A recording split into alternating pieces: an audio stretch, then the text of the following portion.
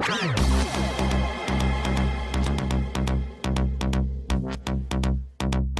of people are we?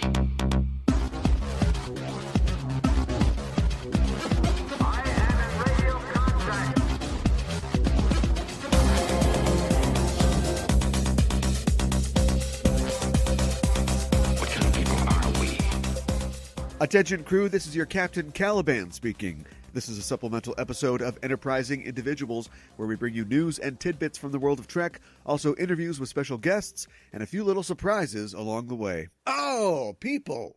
When I started Enterprising Individuals in the spring of 2016, having a Star Trek podcast was an uncomplicated, luxurious enterprise, no pun intended.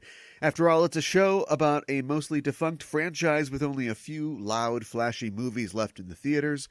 Maybe this week we'll talk about tribbles. Maybe next week we can laugh at Riker putting his leg up on everything.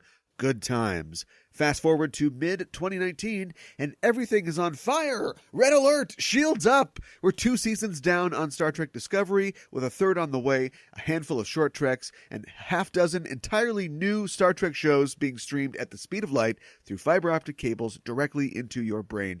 It's a totally different galaxy now, and I'm having trouble keeping up.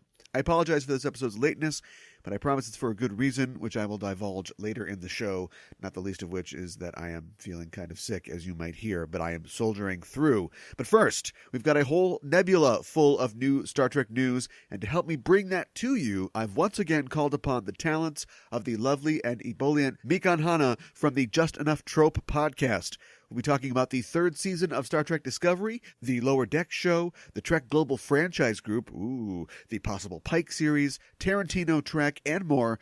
Just a note, we talk about the upcoming Picard series, but wouldn't you know it, the trailer for the Picard series dropped like 2 seconds after we finished recording. So I will be talking myself about the first trailer for Star Trek Picard later in the show. Plus, we've got a review of the DS9 documentary, What We Left Behind, and our thoughts on that. Stay tuned to the end of the show for a special announcement about what's coming up next week. All that and a killer grandma too. Hold on to your butts and let's get underway. I just think that some characters their stories could have ended better, to say the least. Yeah. And I think some things that they did were not like it just wasn't up to the caliber that I feel like the previous seasons had been up to. And like the storytelling, and we spent so much time with these characters, and we've built them up so much, and then they just have crappy endings, and it just seems like the writers just got lazy, and they didn't want to do any more seasons. They could have done more, and I feel like it was just kind of thrown together. Yeah, only having Space Jesus plummet into a fire cave can really bring the exclamation point on this long-running series. Right, yes. A lot of times series end and people are like, huh, okay. Right. I mean, when you think about it, and I have, a lot of people are fairly satisfied with the ending of Deep Space Nine. But when I think about it, I see a lot of things that are also similarly like, is that what you guys had always wanted to do? Yeah, Can we talk about it a little bit, or is that I think spoilers? We're going to. Okay. I think we should probably spoil who you are. Well, I'm Mikanhana, and I'm the host of the Just Enough Trope podcast. Our first guest. You're the first Enterprising Individuals guest. Is that right? Yes. I did not realize that. Do you remember the episode that you did first, Lee? It was the one, I forget what it's called, but it's the one where Riker goes on to the Klingon ship. It can only be, so the Klingons are involved. Yeah. There's only about 3 words that could be in the title. I know honor's in it. Yeah, right. Yeah, exactly. That one, yeah. Yeah, that one. So, yeah, it's a great episode. I really like the camaraderie, and, getting to see the Klingons as, like, actual like humanoids, you know what I mean? Camaraderie, like double hand axe blows to the face, right? Threatening to have a threesome with somebody. Okay, there's like a lot of like when you get the first day on a Klingon ship, you get the sensitivity training, and it's like, so what do you do in this situation? Right, like, be respectful. Smack wrong. You harass the crap out of them, right? Because they're gonna do it back, right? Now get out there. That's right. I want to see some hands on some asses. Like beat the toughest guy up on your first day. Yeah, I guess. I think that's like being on a Klingon But ship. what if the toughest guy is an alien bounty hunter? Well, I From don't know. X-Files. Yeah, Brian I don't know, Thompson man. was in that episode. Yeah. Yeah. So anyway, first guest, latest guest, because you're here to help along with the news for this week. Yes. And there's a bunch of it. We're talking about DS9, and we're talking about endings. And Yes. we recently checked out a documentary that is obsessed, that is chiefly concerned with the ending of DS9. Yes. And specifically, what we left behind. Which is the title of the last episode. What you leave behind is the title of the episode. Oh, okay. And then what we left behind is the docs. She's here to help everybody. I am here to help. Directed by Ira Stephen Bear, who was in many ways, at least for the second half of the show, the guy in charge. Yes. Running the entire thing. Before he was running it, green, his beard was green. Then you move to the command department, and this world, it's blue. Okay. I see. You're following the progression of his goatee. Let's All right. stop on this for a few more minutes. Okay. What's going on? I don't know. I think he's just quirky and he's like, this is being dyed blue. I don't know. He's definitely a good writer. Yeah. He's never, I haven't seen him do like a commencement speech or anything, but in the job, like Vince Gilligan, right? Vince Gilligan is the guy mastermind behind Breaking Bad, Just Call Saul, Better Call Saul, whatever. Yeah. That's what you say after Better Call Saul. Really? We can call anybody Just Call Saul. And so he's good as a guy that runs a show, but if he wrote like here's my script, is it a good script? Are the leader writers good individual writers? Because I'd put a Darren Morgan, well, let's say like a 1993 Darren Morgan on anything. Sure. But can he run a room? If I don't know. If you can't run a room. Well, I think Ira Stephen Bear can run a room. Like, oh yeah, I mean that's what we're talking about. A part of the doc is that they write a new episode for the next season. Yeah. I think he runs the room pretty well. Right. So anyway, all I'm saying is, Okay. I guess the long-winded point that I want to get to is, you think of writers. They're not movie stars. They're probably a little more weird and quirky. But you think of a writer. I think of Jeremy Piven's character from the Larry Sanders Show. You know, I feel like a guy who's like, yeah, okay, all right, come on, what do we got? But the really weird guys, like a guy who wears just suspenders and a flat cap to every interview, you're like, oh, okay, this guy must be a good writer because I know he ain't lunching at Spago. Right, you know what I right. mean? That's what that seems like to me. It's like, I'm going to go blue goat. So throughout the doc, he wore sunglasses. Yes. And I wondered if he had eyes, but I have seen pictures of him at other events. I know, I've confirmed he's got eyes. Oh, okay. All right. A finger on each hand, painted black, fingernail polish. Yes. For some reason. Yeah. But anyway, kind of eccentric guy, but yes. Ran a pretty good show there and wrapped it up pretty good. And that's what we talk about in what we talk about. What do we talk about? We talk about what we left behind. And so this documentary, which I'm sure you probably know about, it was available as a sort of Fathom event, one night only in theaters. It will be streaming and available for purchase and on Blu-ray and DVD on August 6th. Awesome. Of this year. So check that out. We'll have a link in the show notes for that. What did you think about the documentary? Was it worth your time? Yes. Did you want to leave it behind? I did not. I really enjoyed it. I thought they had some really great interviews and they had quite an expanded cast. I think there's like maybe 8 or 9 or so like characters that are like the main crew, but you have like the extended crew, which is quite a few other characters. So I thought that they really did a great job about interviewing the actors, and they tried to talk to some other people like that were behind the scenes a little bit more too. So I thought they had like a good variety of people and, got different opinions about things. Yeah. There was a lot of faces who or just faces. There were a lot of names, and then I got to put faces to them. People who I'm sure talk to people, get interviewed here and there, but you're used to seeing a blue goatee talking about DS9. But it was people like Herman Zimmerman, who's like a long time production designer for all of the shows in the post-TNG era, who I'd never heard talk before, and he had a lot of great insights, and every single one of these people it's been 25 years, so they're all, they're all old guys and ladies, in blazers and or cardigans, and just how emotional and like choked up they were getting, like this far out from something, just tells you how important it was to so many of them. And they talked to everybody, including, and I still don't understand how this works, I guess I'll know when I have a commentary track for my Blu-ray, but they did get to talk to Avery Brooks in some capacity. And there's no way that you could do a DS9 documentary without. I think that they would have cut the Hawk section if they hadn't been able to talk to him. But they did spend more than a little time talking about a man called Hawk. Yes. And Spencer for Hire, and just talking about his roots.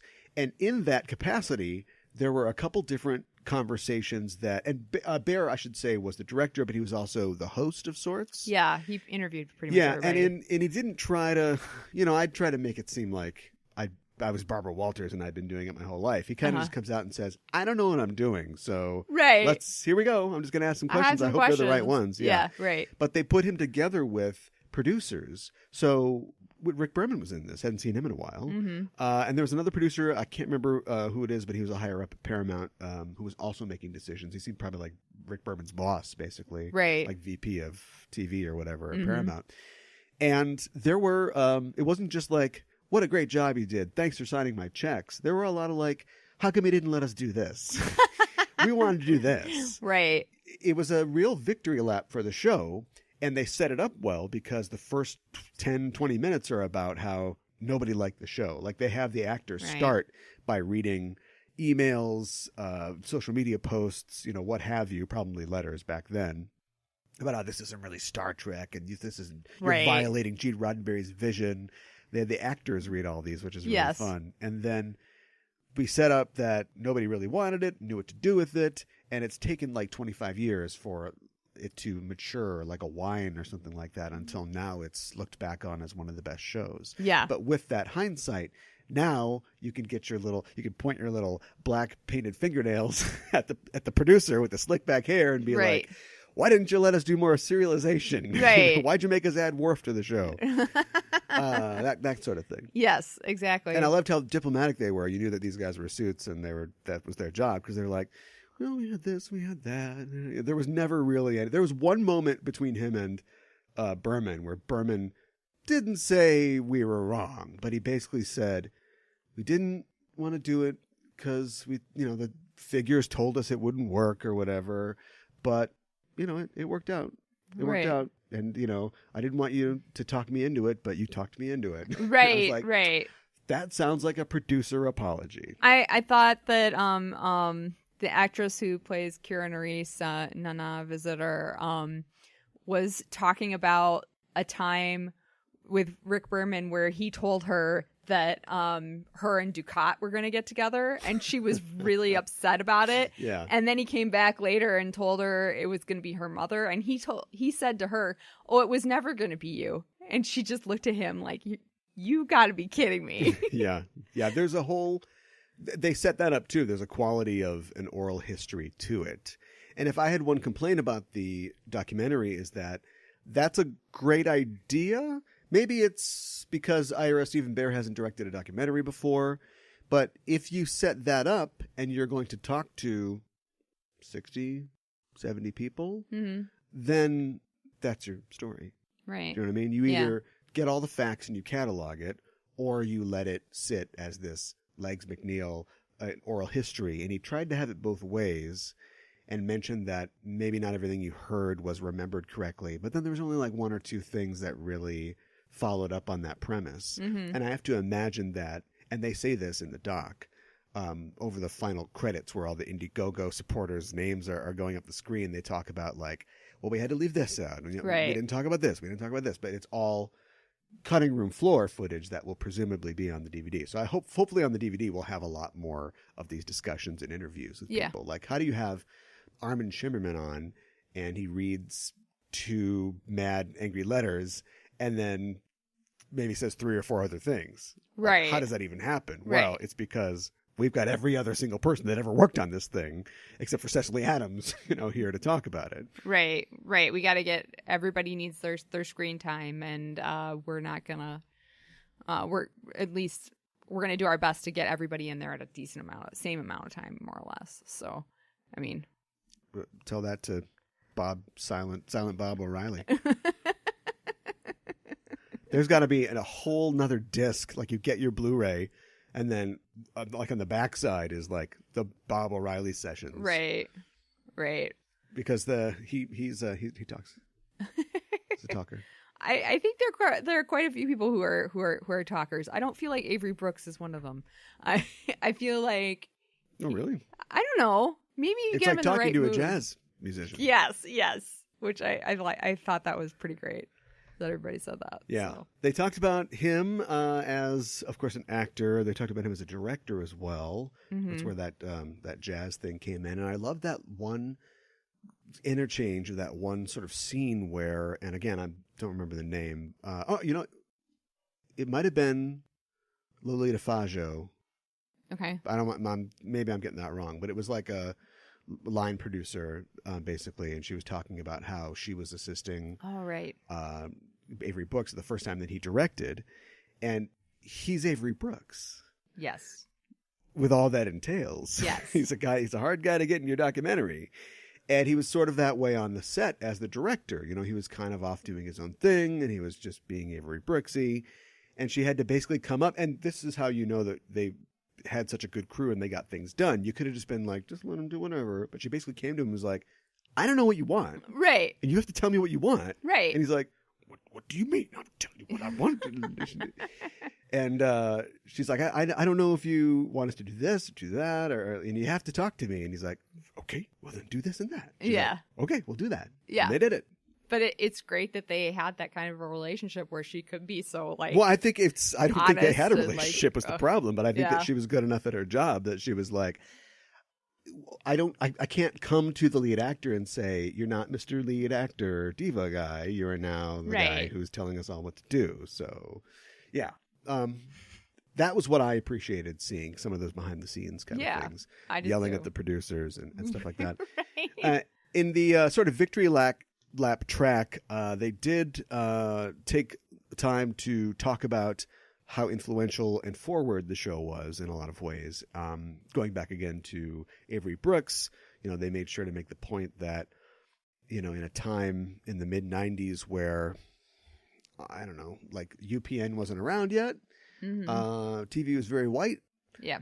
They essentially had a black family Yes. in space. They did. It was a show about a black family on a space station. Yes. You'd have entire scenes that were just black actors, Mm-hmm. just doing things, living life, working their jobs. Yes.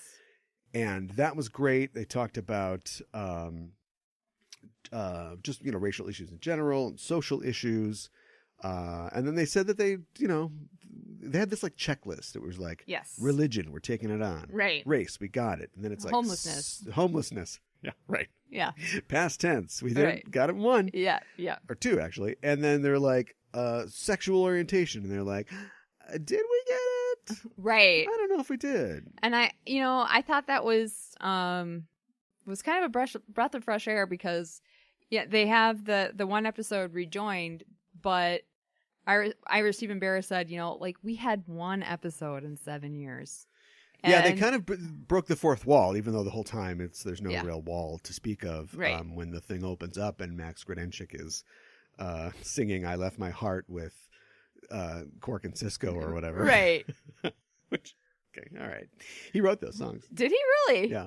Oh wow. When the quartet sings at the end, he wrote that one too. Oh, very nice. Yeah, but it sort of breaks out, and you've got Ira Stephen Bear sitting with the editor of the film, who was one of the producers as well, and he's like, I got to take that check mark back. I don't think we did it good enough. And for me, it was like 50% great, at least we have an official line. It's not some AOL chat from Ron Moore in 1997 when he's got to hit a scotch in him, and he's like, we should have more gay people. It's like one of the guys that ran the show saying, we screwed this up. Mm-hmm. But at the same time, you screeched your documentary to a halt so you Right. could Right. wave your painted fingernails around and go, oh boy, we could have done this better. I wish that we'd done that better. Right. Was it about you, or is it about the issue that you Right. ignored? Yeah, it's about the issue. So maybe it's both. Maybe it is both. Yeah. But on that tip, we got one thing that I've seen. See, I never questioned this, but I've seen so many articles who their article about the documentary, this is the thrust of it, which is Garrick's gay, everybody. Well, right. Garrick comes out in DS9 documentary. Well, I mean, Iris basically says he was gay, but they just never wrote anything really dealing with it. No, he asks Andrew Robinson whether or not those lunches meant anything between Bashir and him, and Garrick's like, well, Garrick wanted to fuck him. Later on, they became more. They became friends and had connections. But yeah, he just wanted to fuck him. Right. So I guess I didn't realize that Garrick was gay, and maybe I should have. Should have done more. Should have realized more. Yes. There's another. They didn't talk about this in the documentary, I don't think, but there's the episode, and I'm not going to remember the title because they have goofy titles. Because calm down, you guys. But there's the one where J.G. Hertzler plays the changeling, Laws or something like that, who shows up and he's like, "Hey, what's going on? I'm a changeling." Oh, he's like the I can turn into a spaceship or whatever. Right. Yeah. Right. And he has never met the other changelings or whatever. Right. He never met another one until he meets Odo. Right. Yeah. And so there's supposed to be like a subtext kind of thing going on where he's like, hey, Quark, I get that. merge with me, because it's like, oh, it's okay if he merges with the lady changeling or whatever, but it's like, are you going to merge with the guy changeling? It's gay. And so he's like, do that. Let's live this other life together. And Odo has to be like, no, I don't know if that's for me or if I'm ready for that. And there's a part where he turns into fog, right? And so he's all over the promenade. Yes, and I remember that. Odo's like, can't he be fog somewhere else? Like he's mad about it? Yeah. Yeah. Where like one letter off from something. Can't he be a fog somewhere else? Oh, okay. Yeah. All right. And at one point, the Quark's talking about like, well, let me know when you guys have a changeling pride parade. So at that point, it's like, and that was what, like season 6, I think. So I think they were like, okay, well, you guys didn't like rejoin. Let's try another metaphor instead of just having some LGBT characters on the show. I know, right? Yeah. Well, I mean, but the thing about the changelings, though, too, is that they all kind of just meld with each other. So I don't know. Yeah, but once again, it's another cop-out. It's like you can have this metaphor, and you need to have a metaphor, transsexual creatures, creatures who are male or female bodies, but the slugs are not, or gender neutral or whatever. Right. Because UPN or whatever network it's on isn't going to let you do it. But it's like, just do it. Right. I understand. Ellen exactly has a sitcom. Yeah, for crap's sake. I know. Right. It's the 90s. Other people are doing it on TV. Why not you? Kate and Allie's landlord was gay. So, I enjoyed it overall. I am interested in what we left behind. I want to see the extras. Oh, sure. What's on the cutting room floor? Yeah, me too. I want to see the extras for sure. Yeah, me too. So keep your eyes out for the DS9 documentary. It'll be available August 6th from wherever you can get that documentary from. Yeah. Jazz. I don't know what that means at all. Let's talk about some of the news from the Star Trek sphere. You've got CBS, the Eye. What's behind that? I don't know. NBC is a peacock. Yes. And ABC is a circle with the letters ABC in it. Yes. And then don't forget, here comes a little upstart. Michigan J Frog. Right. Network mascots. Where'd they come from? Yeah. What if somebody took Ben Franklin's advice and made it the turkey? A noble beast. A noble beast, yes. It would be the waddle, probably. Will drown in the rain if it looks up. Right, exactly. Well, we're talking about CBS and CBS All Access specifically, and the fact that they are doing pretty good on the streaming side. Disco was the #1 show on streaming, according to Parrot Analytics, a company that looks at these data numbers. Okay. And it was the most in-demand digital original series for the month of April, Star Trek awesome. Discovery, beating out the Chilling Adventures of Sabrina Oh, wow. and Cobra Kai. I've not even heard of Cobra Kai. That is the Karate Kid sequel show. Oh, okay. All right. Now, I'll tell you something. Yes. I believe this. I'm excited about this. Mhm. I know people are watching this show. Right. I wonder how they know it beats... How do they know any of this? But how do they know it beats Sabrina? Because if it really did, that's good. Right. Everybody's got Netflix. Mm-hmm. Netflix probably has a thing where there's just so much time that you can spend watching something, right? So Stranger Things probably competes with, at this point, not for money necessarily, they've got your money already, but it competes for your time with Sabrina. So if Sabrina was the top one on Netflix, Discovery's still beating it. Right. So that's good. That is the good. number 3 one is weird because the number 3 one is Cobra Kai, which was a YouTube Premium show. Huh. So I know nobody has YouTube Premium, but they No. recently made like the first season of all their shows free. So this is now Okay. watching this On for YouTube. free on YouTube, something we all have in our pockets. Yes. So that's another coup. I did not realize that was going to be a TV show. For some reason, I thought it was going to be a movie. I don't know why. The Karate Kid thing? Yeah. Oh. I don't know why I thought that. No, it's a TV show. Okay. Shows you what I know. It's been a movie. Yeah, I know it has. Many times. Many times. Yes. Yeah. Jaden Smith Yeah. was involved with that. Oh, boy. Yeah. And also CBS, like Netflix, doesn't release specific figures, but they revealed in an investor's call that they have already hit the 4 million mark for their subscriber base. Oh, that's pretty good. Which is getting on track for them. Netflix in the UK, where Star Trek Discovery broadcasts internationally, it's doing good there too. It's I think it's like number 5 on the international Netflix service. Okay. Right around the same level as Chilling Adventures of Sabrina. All right. Well, that's good. All good news. So let's look it up. Yeah. Look it up for Discovery, especially as season 2 has recently, or a month ago or so, ended, and we're moving into season 3. And what is season 3? It's going to be In the future. year 2000. Yes. It's going to be a new day for Discovery as we are looking at, or we have looked at, showrunners leaving the show, and Alex Kurtzman, and now Michelle Paradise settling in for showrunners Right. in that position for the 3rd season. When it is going to start, we don't know. Turn off the lights and I'll glow.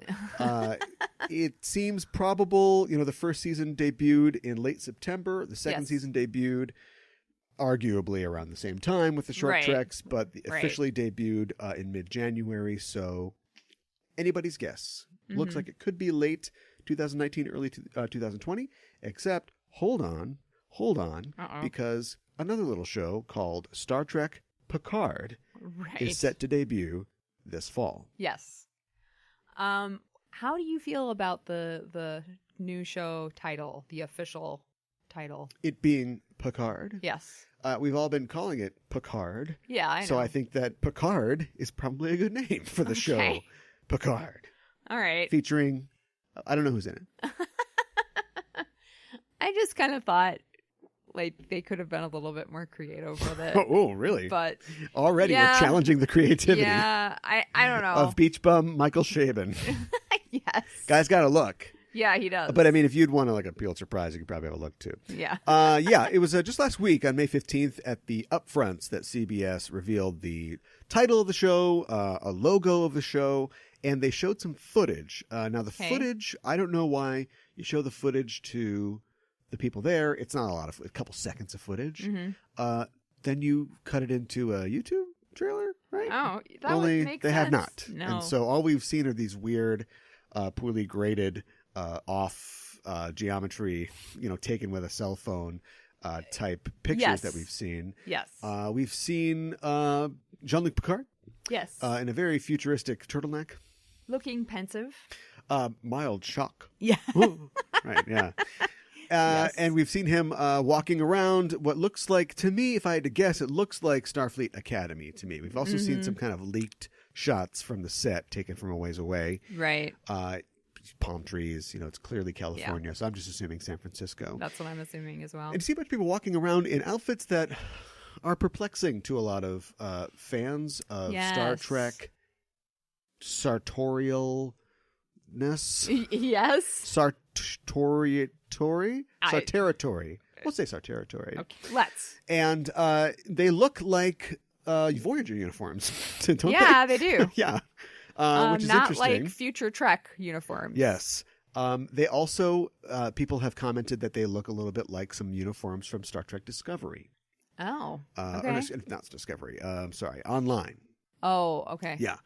There are some of the Dooney uniforms in Online have colored shoulders, but they also come farther down, like come down to the nips, basically. Okay. And then they've Sure. got the rank insignias opposite the communicator? communicator Oh. or the Starfleet insignia lower down in the midline of the chest. Huh. And we have seen Okay. that in one still where the captain is talking to an unnamed, unidentified character Sure. who is an ensign, I should say. So again, are these all people assigned to Starfleet Academy? Is this the Starfleet Right. Academy uniform, or is this the new uniform for the future of Starfleet. Star Trek? Yeah, yeah.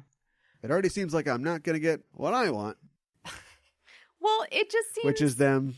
weird because... What do you want, Cal? I'll tell you. Yeah, what do you want, Which Cal? is them keeping to the design choice that they made, which I know was motivated by money, which was I've invented a pill that gives worms to ex-girlfriends, which is almost full body. It's kind of a very similar thing. It's dark pants going up to about the belly, and then it's colored top, sleeves, shoulders, all one Yes. color on the top. They Yes. used it in future flash forwards in TNG. They used it in Yes. DS9. They used it in Voyager. Yes. I know the answer is that it's because that's what was lying around. Herman Zimmerman is just throwing these at people, whoever it fits into these things for future scenes. But clearly they decided to not just they're black. They're all wearing black. They're like, no, I like this. Part of it's, I don't want to make a decision about it. It's an Einstein decision. All the suits are the same. Mm-hmm. But you did that so many years, and you want to say that we're going to go forward into this future, which Right. those were all alternate futures, and yet they were all fairly the same. Why would it be so different here? Am I crazy? I don't think you're crazy at all. Well, that's what you tell somebody who has your back away from them. Well, it just would make sense. I mean, like, even if these are alternative futures, all of these futures have featured these costumes. So it only makes sense to me that this future would feature those costumes. So, or uniforms, whatever, however you want to put it. I don't understand why they have made the choice that they have. Well, clearly they have to pee all over it and make it their own. I guess. But I thought it would have been a nice unifying touch. Yes. Letting you would've. know that there's an internal consistency. Yeah. Putting Pike and crew in like these sort of side zip jacket type things, which are, unicolor, gold, red, blue, or whatever. Right. Saying, we're not going to put these guys in like pullovers, but it's going to evoke, what the old uniforms were. Right. And pull all those holograph things out of there. No more. Dumb. So anyway, Alex Kurtzman, Trek Czar, said that the show will be a psychological look at Picard and his character.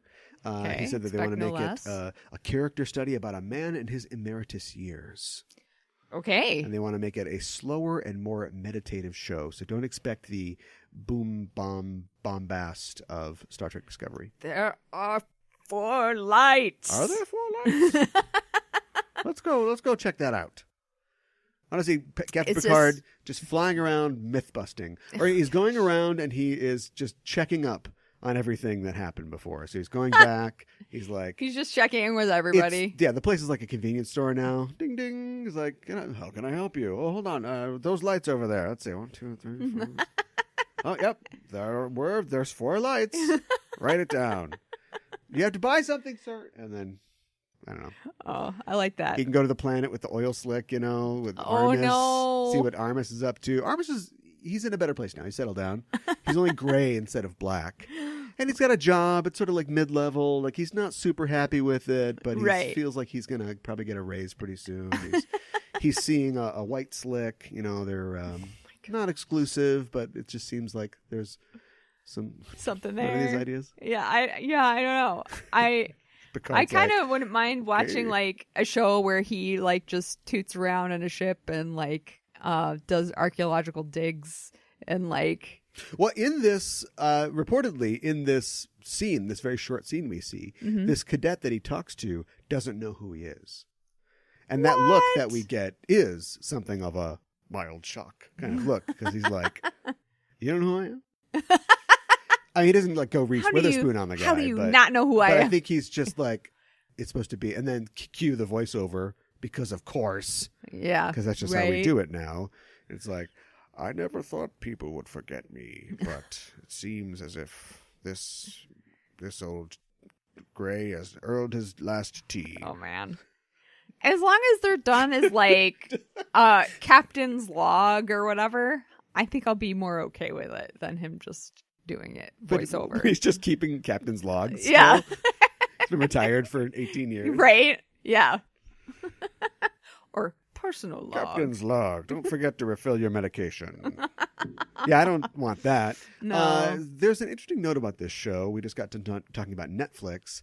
And there's been a bit of a sort of switcho changeroo. It looks like this show has secured international distribution through Amazon instead of Netflix. I heard, which is weird. And I'll tell you, it doesn't take much.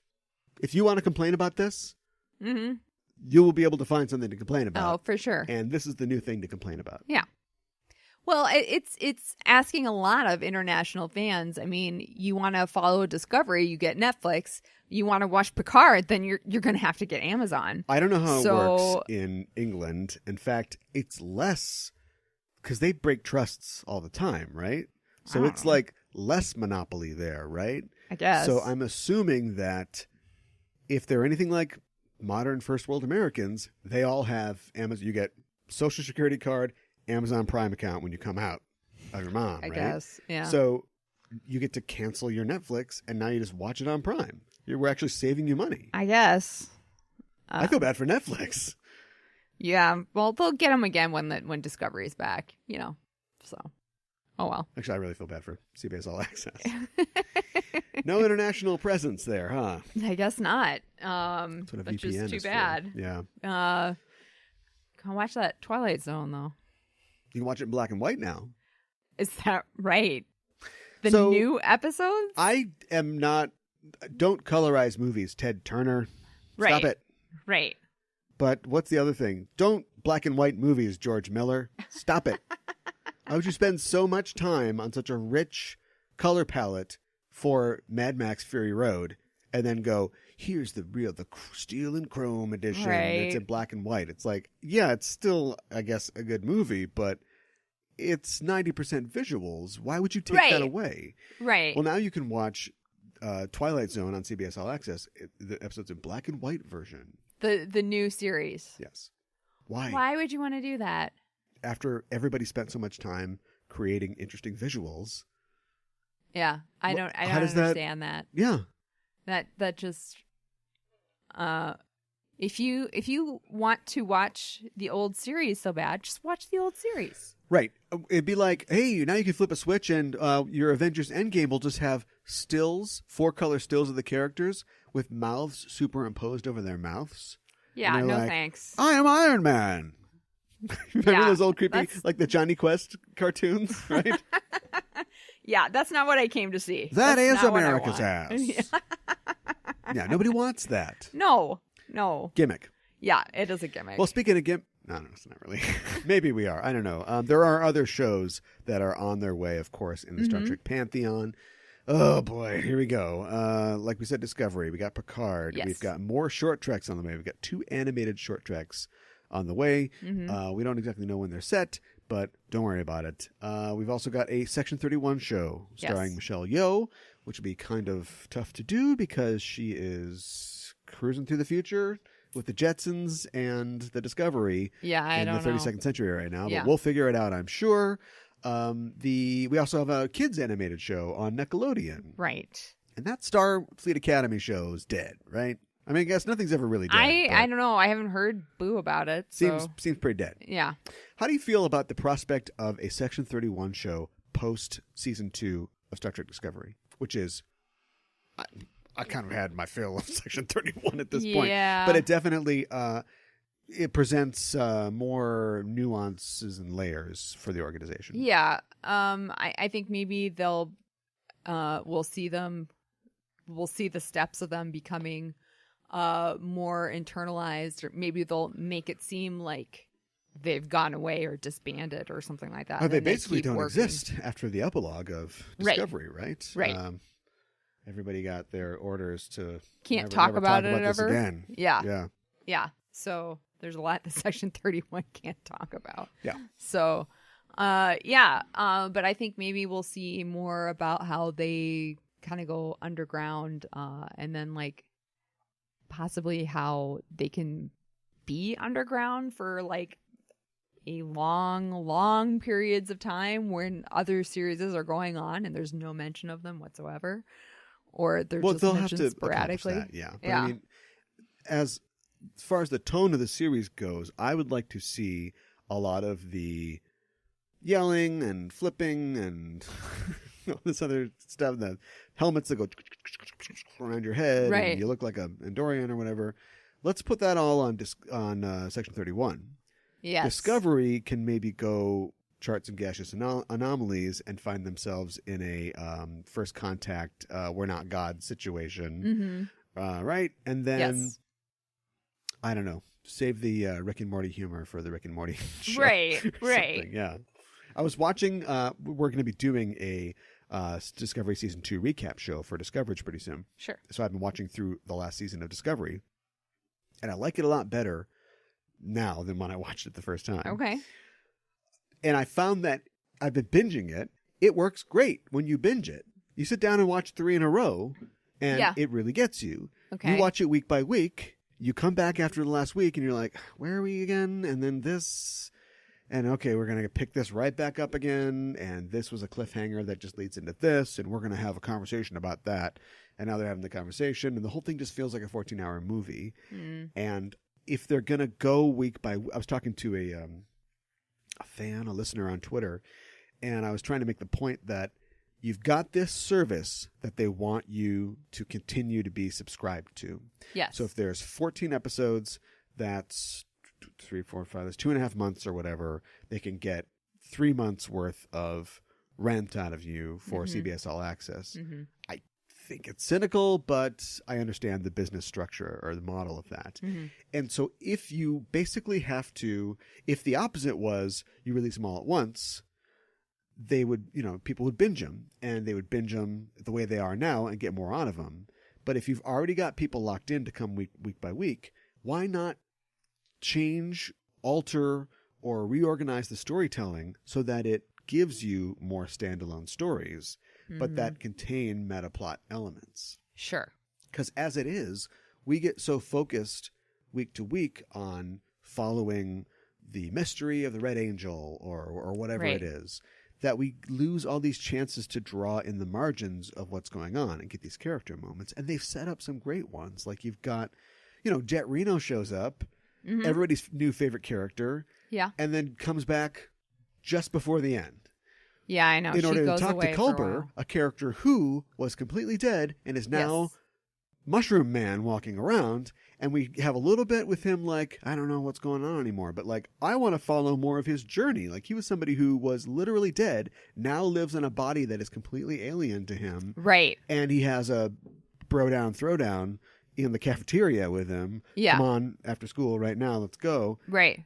And that's pretty much the extent of us exploring his psychology there. And then he goes to Admiral Bad Decisions and is like, I don't know. And she's like, yeah, well. And then that's it. Because we got to get back to the time crystals, baby. I know. I would have liked to have seen more with Culver as well. Like, I mean, I think he definitely suffers from PTSD. I mean, they all do. How could you not? They all do. Okay, they all do. But that thing is just a bus full of PTSD people. Okay. You got one lady's got her face blown off. You got another guy whose like whole race suffers from PTSD. Yeah. Whatever Tildy's got going on. Yeah, I guess. I just got half Klingon, half hipster man. We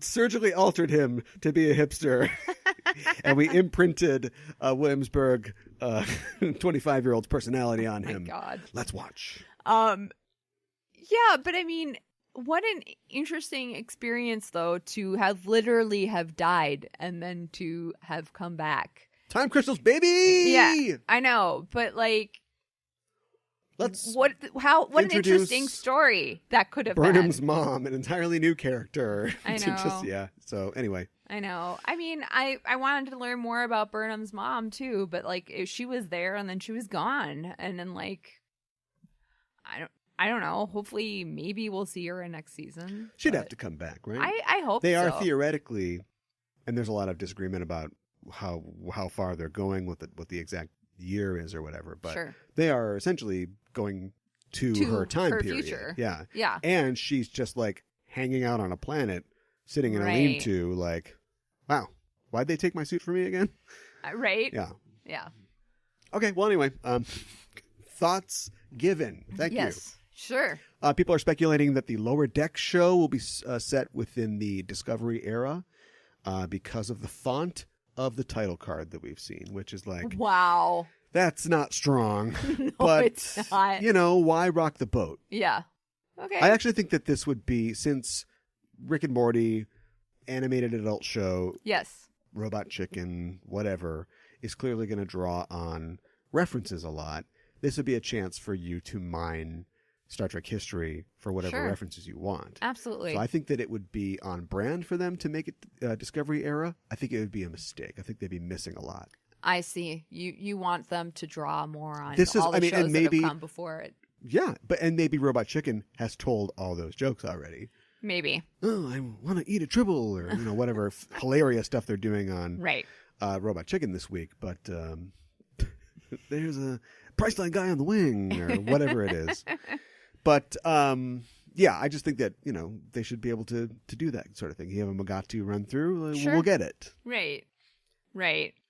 I'm curious to see what that's going to be about, and I think it'll be interesting to see it focus on some characters that have a lesser role in their ship. Yeah. So I mean, it's literally called Lower Decks. Yes. Which was the title of that TNG episode that had the same premise. Oh, really? I did not realize that. Remember? Oh, I'm a mini Riker. I just can't grow a beard yet. And I think Riker grew up in Canada, but it was Alaska. How do I talk to him? He's so dreamy. And then there's like, I'm a Vulcan, and I'm okay. Right. And I'm kind of a know-it-all. And then there's, who else was there? There's the girl that's like, oh, I'm a girl. What's her character? She's a girl. She's a girl. Yeah. They send her, she's a Bajorant. They send her on that secret mission, and she dies. Oh, great. And there was a fourth one. The fourth one wasn't the waiter, was he? Because the waiter was my favorite character. Oh, okay. Remember the waiter? No, I don't. Every episode, every scene in 10 Forward, there are those guys in the green and white houndtooth. Yes. Which is the universal color of servitude in the 24th century. For some reason. They never do anything except just go, ooh, here's your glass, here's your grapefruit juice or whatever. Right. And there's this one guy where they're all talking about like, ooh, who's going to get the promotion? Like, what's going on this week? And then they're like, hey, Robert, come here. And he's like, hey, what's up, everybody? And they're like, what's the scuttlebutt? And he's like, okay, guys, I should be telling you this. But it's like, oh, they get the juice from the waiter. I think that's like a good thing. Yeah. No, that's great. So maybe we'll see some of that. Yeah, that would be fun. Get that houndstooth. For sure, yes. Tough to animate, but worth it. Mike McMahon, the guy behind the show, says because of the toughness in animating these things, we should not expect these till 2021 or 2022. Whew. Wow. Okay. Yeah. All right. Good to know. Sometimes I feel like animated stuff should come out sooner than it does, but all right. You have to create a person. Yeah, I know. If I put a hat on you, I know, and then I shot something, and then I put a After Effects filter on it, we can just stick it into the show. Right. Done. Right. In a weekend. Sure. But that's not the same for animation. You have to cells, man. Yeah, that's true. That's why Walt Disney had all those guys chained to their desks back in the day. Boy. Okay. One more show, we don't know. The rumors continue to swirl about a possible Pike Spock Enterprise series.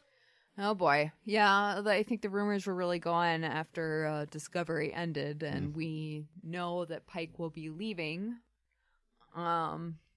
He's left. He's left. Sorry. They're his family. Yeah. He said goodbye. Yeah. Right. Can you imagine Captain Jellicoe being like, I know this was a tough assignment, but thank you. You're all my family. They're like, fuck you. Get out of here. Yeah. Troy walks in a shorter skirt. Oh my gosh. She's like, well, sad to see you go. I sense you burnt. Are you looking forward to a Quentin Tarantino Star Trek film? Speaking of the F word. I'm interested to see what he would do with it. We all are. So his script is finished. Is it? That's when people ask him about Once Upon a Time in Hollywood, there's only so much you can say. And so they always stick a Trek question in at the end. He has said that his script is finished. He hasn't been in contact with the producers in a while because of his new movie, Once Upon a Time in Hollywood. Right. But Con is going on right now. It ends Saturday, May 25th. And once he is done with that, his obligations to it are gone until its, domestic release, which I think is later this year, Christmas. So he's got time. That's his bandwidth. Yeah. So if anything's going to happen or be announced, it'll probably be soon. Star Trek. Mm-hmm. Okay. All right. Well, I mean, I guess it's good news that he's finished the script. It's that much closer to being a reality. So I guess we'll have to just wait and see. But which reality is it? Yeah, I know, right? Do you have any idea what time period he would do, or what Trek he would do, or would it be an all new Trek, all new characters? I think generally when you work for hire like this, mm-hmm. it's whatever the bosses say it is. Sure. But when you're Quentin Tarantino, right? Unless you're directing an episode of CSI, right? You it's expected that you, as an auteur, are going to bring your own thing. Mm-hmm. I would have said, I don't know. When Star Trek 4 was going forward, I would have said it'll be a counter-programming situation mm-hmm. where if that is flashy lens flare Kelvinverse, maybe this could be TNG era reboot, or maybe it'd be weird to do original Two-Fisted, Kirk. TOS stuff. But so I don't know. Now that Star Trek 4 is dead, yes, maybe they'll try to plug it in as Star Trek 4. Huh. Okay. Without Chris Pines and Chris Hemsworth? Well, we don't know. We don't know. Yeah. I think the entire cast of the Kelvin films are just waiting. Right. Got my phone on. Right. And Chris Pine might even be in the same situation because I don't see him doing anything. I don't either. So I don't know. So who knows? Okay. But, and I mean, Chris Hemsworth has a lot more time on his hands now that Endgame is over. Although he might be in Guardians of the Galaxy 3. I don't know. Yeah. Yeah. That doesn't seem like a lot of time. No. Okay. Maybe not. Chris Pine has had his chance. Trek Talk becomes movie talk. Yeah. Chris Pine had Hell or High Water. Uh-huh. People were kind of excited. Yes. He made a Netflix movie. He's Robert the Bruce or whatever. Right. And people were like, it's not that great. Yeah. So it doesn't seem like I'm sure he'll get another shot soon. Yeah. But it doesn't seem like it's right now. Yeah. So if I was Chris Pine, I'd be like, maybe I'll got that Trek deal on the table? Yeah. Yeah. Whereas Chris Hemsworth has also gone around a couple times. Yes. And he's got Men in Black coming out, which... That's true. I can't really see that doing very well, but people love Chris pushing Hemsworth it. fighting aliens. Yeah. So if that takes off, forget it. That's true. when you just ditch the storyline and you just write a different Star Trek 4, right? Well, yes. Yeah. It's not that hard. Why are we so smart and they're so dumb? Asked every Star Trek podcast ever. Here's a smart thing. Yes. The creation of the Trek Global Franchise Group. What is that? But you know what's not so smart? What? Global should be a galaxy franchise. Right. A Universal. They're Wait, thinking that's a too different small-minded. company. Yes. Yeah. It's a whole federation. Yeah. CBS has created this group, this Global Franchise Management Group. Okay. It will be based basically in under Alex Kurtzman's purview. I don't know if he's directly over it, but it's based in his production company. The idea is that they are trying to expand the brand beyond film and streaming. Oh, okay. You think Star Trek, you think TV shows, you think movies. Yes. This idea is we're turn it out, baby. Go. What do we got? Pez dispensers. Come on, doormats, Sure. inflatable dartboards. Right. The whole deal. Practically, this means expansion into. Well, they've already got books. That's covered as well. It's not Right. even mentioned in some of the articles that I've seen. But video games is a big one. I can see that. Hasn't been a good Trek video game in a long time. Yeah. So maybe we can change that up. Yeah. Although you like the virtual reality Trek All right, game. don't press me. Things like that. Who even knows? Pop-up books. Sure. Truck nuts. Truck nuts. Apparel. I'm sure. You got blue. Got slightly greenish. What color are Talarians? Kind of like an orange. I don't know. Like a burnt Sure. orange. Burnt orange. I'm describing alien testicles. Oh my gosh. Oh, you didn't know that was No, I didn't know that was Okay. what was happening. That's why you didn't join in. That's what I'm thinking about that. Okay. Good luck to them. This is where we really start to. How much blood is in this stone anyway? Yeah. I think it's natural. I think it has to happen. I think that it's a healthy cynicism, but We're gonna squeeze it for all it's worth. Yeah. get all that green blood out of that rock. Oh my gosh. It's a lot of green blood. Yeah. Sometimes on Just Enough Trope, at the end of our news section, we have a story we call The Squirrel. It's true. Why do we call it that? Because it is the fun little story at the end of our news segment. No, because it's a water skiing squirrel. We are a water skiing squirrel. Okay. I should have Referring gone specifically literally to that. the film Anchorman, where right before he signs off the San Diego news team, that Yes. he can ski. He's a squirrel. Something that news broadcasts used to do, and sometimes will still do, a little bit of a human interest story with Yes. a kind of a goofy bent to it. Today's story is about Killer Grandma. What? Killer Grandma is a Lifetime movie in which a wife and her husband go to visit her husband's mother Okay. with their 8-year-old daughter. Okay. And it turns out that Grandma plans to kidnap the daughter to replace her own dead child. What?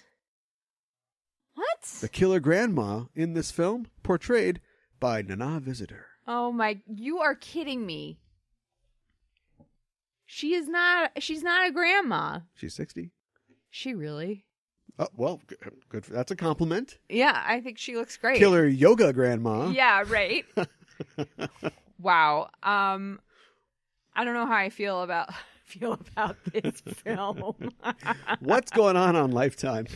Yeah, that's maybe a better question. I thought it was all like cancer movies and like light kind of gospel stuff. Right. Like, like we prayed for our daddy to come back and he did, and we go to church maybe a couple times a year. maybe No big grandma's deal. trying to get her groove back, but she's not killing anybody. Grandma's going to make some grooves in your forehead with this knife. Yeah. So I'm sure that'll be some great work by Nana Visitor. Yes. Just don't tell her that Gul Dukat's going to have a relationship with Killer Grandma. Right. He's a pill, huh? I was gonna say character. Mark but Alimo? Yeah. The actor behind Gul Dukat? Yeah. Seems like that kind of guy who's like a really good actor, but it's because of that mercurial sort of nature Yes. is something that he brings to it. Yes. And as an actor, I've been around people like this on sets where it's like, guy's great in a scene, but when you get off camera or off stage, you don't know what he's going to do. It's like, we're done now. I'm going to read a magazine. Right. But you want to do like Right. cartwheels and push-ups and stuff like that, And so, yeah, he was making the point that he really wanted the Gul Dukat storyline where he gets together with Kira because he's like, because I wanted to get with Kira. And it's like, all right. I know. And then they Makes for good doc. That's good doc. I know. And then they show Nana Visitor just kind of rolling around. Yeah, exactly. So, it can ski. Oh, look at that. Yeah. That's that. Wow. Thanks for dropping by, Mikanhana, to help with the news. Thanks for having me. And if you want to hear more nerd news like this every week, you can stay ahead of the curve. You can get reviews, analysis of your favorite films, TV shows, comic books, and more. Check it out on the Just Enough Trope podcast, available every Monday. What's coming up on future episodes of Just Enough Trope? We are going to be talking about the comic book A League of Extraordinary Gentlemen, I believe the first trade. So looking forward to that. It's a really great story with a collection of stories kind of meeting together and all kind of flowing together. If no other stories existed, this is an unfair question. Okay. If you pop into existence, it's a bubble universe with a writing desk and Alan Moore. Yes. Can he write anything? If no other stories existed?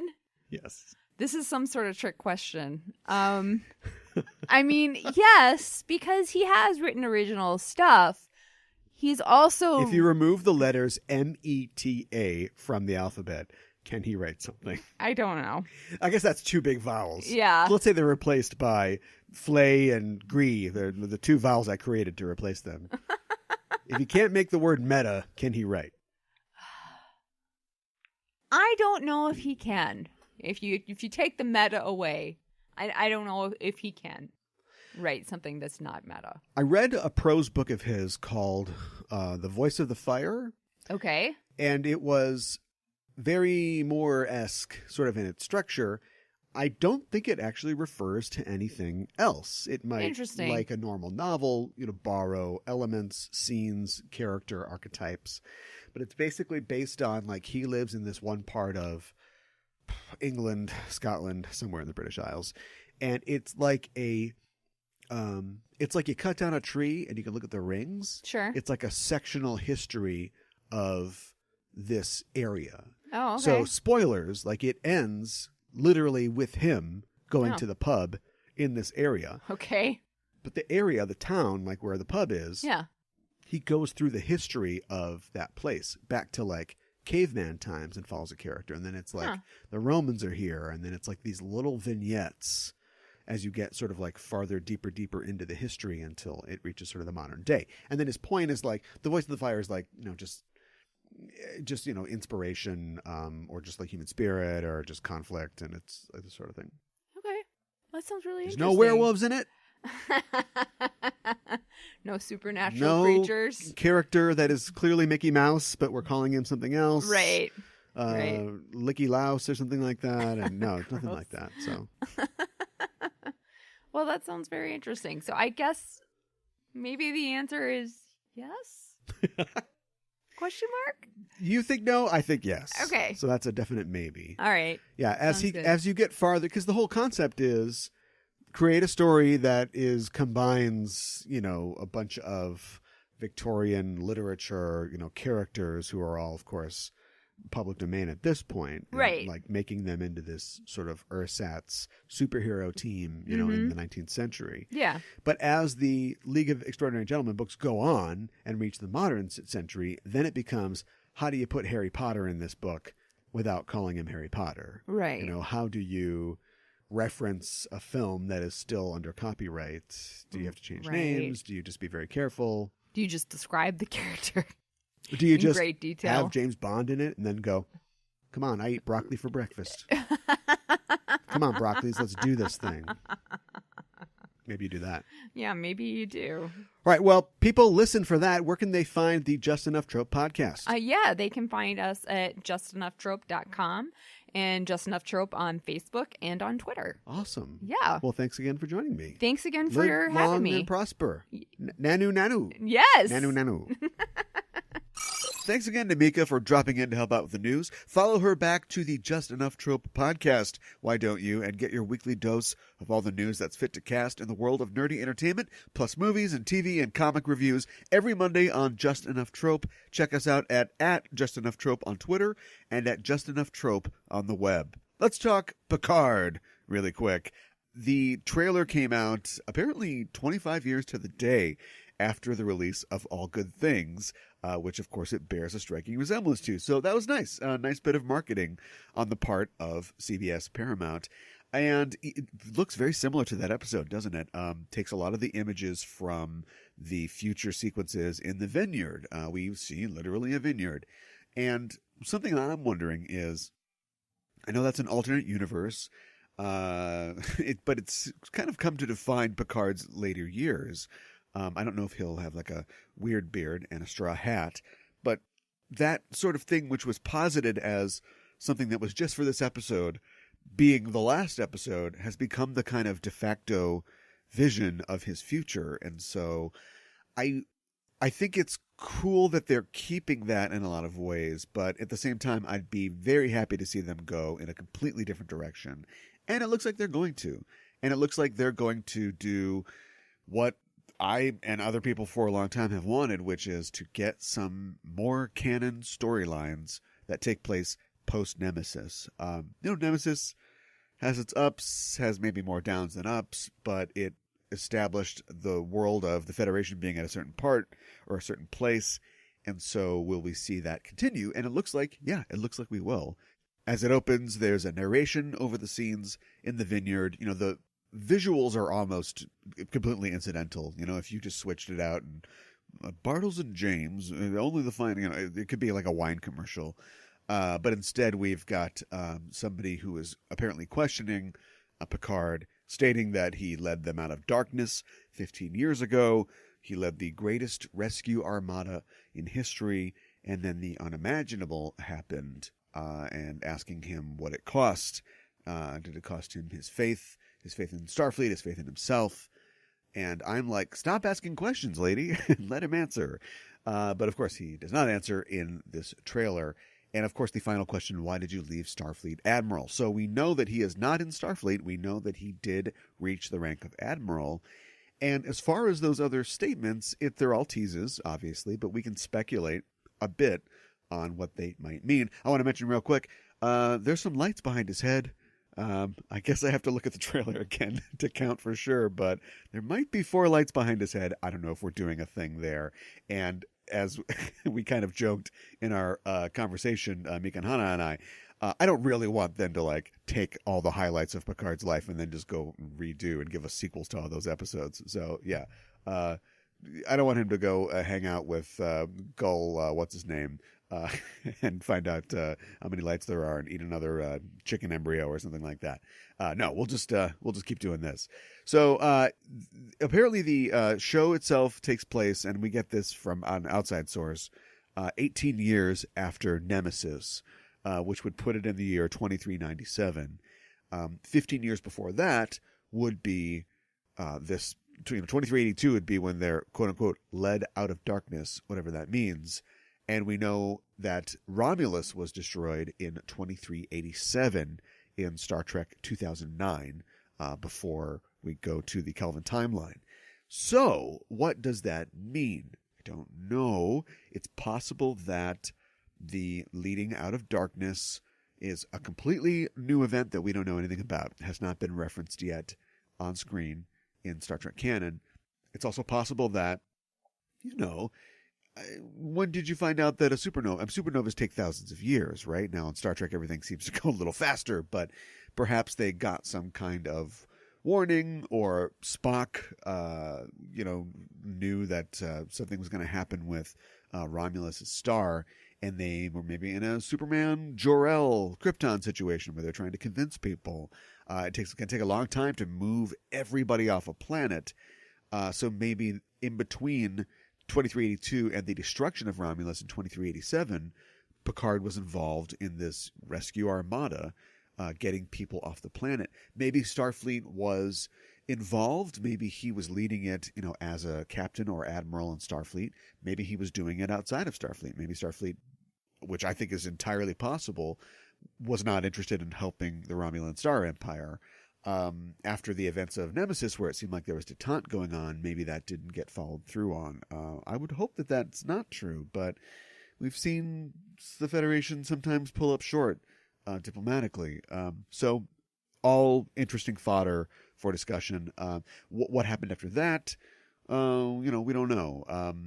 This unimaginable thing, was it the failure of the Armada? Was it just the destruction of Romulus itself? Is it something that happened after that? Because remember, we've got 10 years from 2387 until 2397, and of course I'm using Gregorian calendar, not star dates here, for the quote-unquote unimaginable to happen. So what could it be? I've heard a fan theory on the internet that the unimaginable could be the death of the crew of the Enterprise D. Or just, in some capacity, most of the crew of the original show. We know that the original actors have not been asked to participate in the Picard show. It is a Picard show and not a TNG show, but, you can still stick some people in, right? But if they're all dead, you can't. So maybe they're serving on the Enterprise D, it's destroyed. Maybe, the Titan is destroyed with Riker and Troy, and maybe somebody else aboard. We don't know, but whatever it is, leads Picard to leave Starfleet, and that's not good. How old is he at this point? He's born near the start of the 24th century, right? So he's almost 100 years old, which shouldn't matter that much in the 24th century with their advanced medical technology. But he's still gonna be a guy who's probably thinking about maybe just growing some wine grapes. So so I don't know. I'm really excited about this. I think a lot of people are as well. I just don't want them to screw it up. I just don't want them to screw it up. But you've got people like Michael Chabon on board, and I think that he's clearly a good writer. There's a lot of affection. They know that they've got something on their hands here that they have to be real careful with. So I'm sure that they will be, and it's all very interesting. But stay tuned to this show for updates as we learn more. If you haven't yet seen the amazing and emotional DS9 documentary, I don't know how I got through it, your chance to do so fast approaches. The doc will be out on Blu-ray, DVD, and streaming on August 6th of this year, and you can pre-order it right now on Amazon. We've got a link for it in the show notes, actually. That link will take you to Amazon.com, where you can purchase What We Left Behind and other Trek swag. When you get to Amazon by clicking through our links or through our Amazon banner at enterprisingindividuals.com, a percentage of your transaction comes back to us at no extra cost to you and helps keep the Warp Core lit here. And that counts for anything. It's not just Star Trek stuff. In fact, you can bookmark our banner, and when you click through to Amazon that way, whatever you buy, the same deal applies. It's a great way to support the show. Anytime you shop on Amazon.com, click through our Amazon banner or through your bookmark or saved link and shop away. And maybe you're saying, I've already seen the DS9 doc, and I'm pretty sure that Ira Steven Behr actually has human eyes. To which I would say, that's what they want you to think. What if this whole documentary business, hundreds of hours of interviews and 6 years of planning, is all for the purpose of convincing you that Ira Steven Behr has human eyes? Don't be so gullible. One person he didn't interview in the movie? His optometrist. Hashtag Behr sockets. But I would also say, if you like what you hear on Enterprising Individuals and you want to help support the show, why not head to our Patreon page at patreon.com/EISTpod. It's there that you can sign up to be a crew member for the show for a small monthly amount. You get access to our exclusive subscriber content. Joining as a cadet for $1 a month gives you access to our live shows. We've got a live show coming up in about a month at this year's Convergence Convention. We're talking about Star Trek 2009. That's right. You also get my DS9 and Voyager rewatch recaps, which will be starting again in earnest now that my schedule is more clear. All of which are yours for being a cadet for just $12 a year. Joining at the Ensign or $5 level also nets you extended interviews from show guests containing off-topic discussions and outtakes. So get involved. Join the crew of the USS Enterprising Individuals. Just head to patreon.com/EISTpod. Anyone can join our crew, whether or not they have human eyes. All are welcome at patreon.com/EISTpod. And always, the best way to support the show is to tell a friend. Anything you contribute to the show will be appreciated and will help keep us flying. Thanks. Remember, listeners, you can tweet to us or message the show, maybe have your comment read on the air. Just go to facebook.com/EISTpod or find us at EISTpod on Twitter or through our social media links on enterprisingindividuals.com. Join our Facebook discussion group. It's called Enterprising Interlocutions to continue the discussion of the themes and characters of Star Trek. You can also reach the show at EISTpod@gmail.com with feedback and suggestions, or to just say hello. We're waiting to receive your transmission. And that's it for this supplemental episode of Enterprising Individuals. If you're an Apple Podcast listener and you haven't yet, why not look us up on Apple Podcasts? Make sure that you're subscribed to the show. Also, write us a little review if the spirit moves you, and give us a rating at the very least. We'd appreciate it. If you're not an Apple Podcast listener, you can still subscribe to the show on Google Play or Stitcher or wherever you get our show from. And if you leave positive comments and ratings and reviews on those platforms as well, we'd be eternally grateful. Next week on Enterprising Individuals, something a little different. I know I started this off complaining that there's so much to do and I'm having to move so fast that a Prometheus class couldn't catch me. But despite that, I've started another podcast. You may remember the hosts of the Existence is Futile podcast. We're on episode 5 of this season to talk about Necessary Evil, and EIF Pod co-host Gooey Fame and I have launched a new show on the Analog Legends Network called Backtracking. Gooey and I had some conversations about the different eras of Star Trek and how a weekly show that's, run on and off for 50 plus years is always looking for inspirations in its stories. And a lot of Star Trek episodes are directly inspired by real world events or literature or other movies or scientific breakthroughs. We wanted to explore that. So every week on Backtracking, we look at an episode of a Trek series and talk about the specific inspirations behind it. Our first episode is already live, and on it we talk about the TNG episode Starship Mine and its connection to the 1988 action blockbuster Die Hard. It's Die Hard on a spaceship. So next week on Enterprising Individuals, we'll present in full the premiere episode of Backtracking. Check it out. See what you think. I think the show's really great. It's been a lot of fun to do, and we're going all over with it. We're talking about science, sitcoms, pop music, classic films, all of which in their own way inspiring the Trek episodes you love. If you like what you hear, you can find the show on Apple Podcasts or Google Podcasts, all the usual places, and we're at Backtracking on Twitter. It's 2 Ks. Actually, it's 3 Ks. BICKTREKKING. Follow Gooey Fame on Twitter, too, at Gooey Fame, all one word. It's Backtracking, next time on Enterprising Individuals. And until then, I'm your Captain Caliban, signing off and saying live long and prosper.